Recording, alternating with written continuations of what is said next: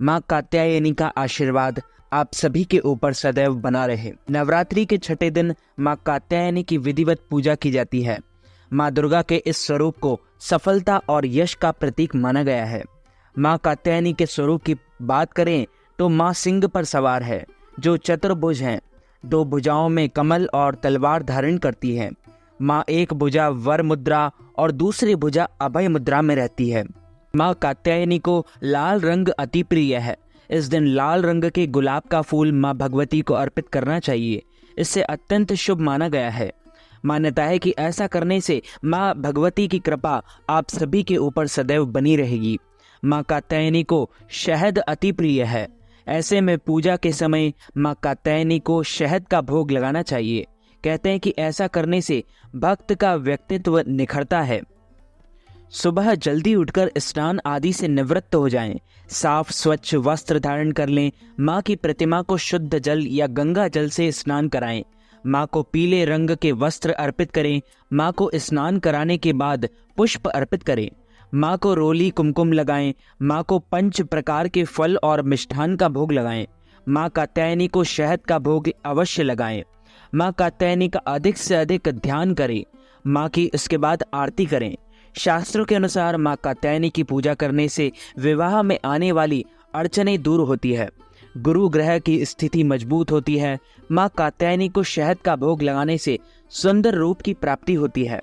Positive energy प्राप्त होती है। शत्रुओं का भय समाप्त हो जाता है। सेहत संबंधी परेशानियां दूर होती है। इस दिन आपको पूजा के समय माँ कात्यायनी का बीज मंत्र अवश्य पढ़ना चाहिए या सुनना चाहिए। या देवी सर्वभूतेषु शक्ति रूपेण संस्थिता नमस्तस्यै नमस्तस्यै नमस्तस्यै नमो नमः। या देवी सर्वभूतेषु कात्यायनी रूपेण संस्थिता नमस्तस्यै नमस्तस्यै नमस्तस्यै नमो नमः। इस देवी को नवरात्र में छठे दिन पूजा जाता है। कात्य गोत्र में विश्व प्रसिद्ध महर्षि कात्यायन ने भगवती पराम्बा की उपासना की, कठिन तपस्या की। उनकी इच्छा थी कि उन्हें पुत्र की प्राप्ति हो। माँ भगवती ने उनके घर पुत्री के रूप में जन्म लिया, इसलिए यह देवी कात्यायनी कहलाई। इनका गुण शोधकार्य है, इसलिए इस वैज्ञानिक युग में कात्यायनी का महत्व सर्वाधिक हो जाता है। इनकी कृपा से ही सारे कार्य पूरे हो जाते हैं। ये वैद्यनाथ नामक स्थान पर प्रकट होकर पूजी गई माँ कात्यायनी अमोघ फलदायिनी है। भगवान कृष्ण को पति रूप में पाने के लिए ब्रज की गोपियों ने इन्हीं की पूजा की थी।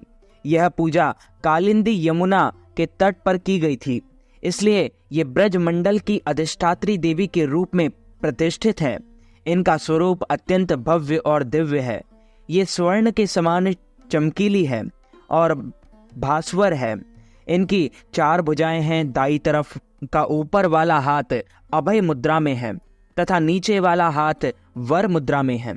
माँ के बाईं तरफ के ऊपर वाले हाथ में तलवार है और नीचे वाले हाथ में कमल का फूल सुशोभित है। इनका वाहन भी सिंह है। इनकी उपासना और आराधना से भक्तों को बड़ी आसानी से अर्थ, धर्म, काम और मोक्ष चारों फलों की प्राप्ति होती है।